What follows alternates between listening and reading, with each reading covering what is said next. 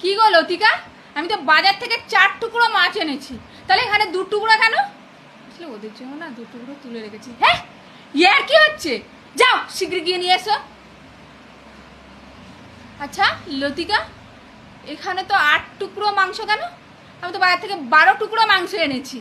হ্যাঁ কেন, সবই তো ঠিক আছে, তাহলে কি 4 টুকরো কি পাখনা গজিয়ে কি উড়ে গেল?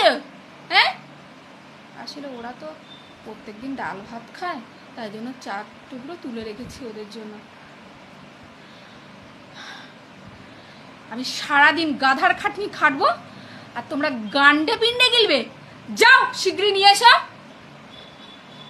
দেখ পিসি, সব মাংস মাছ সব খেয়ে নিল, এই কেমন বাবা বল।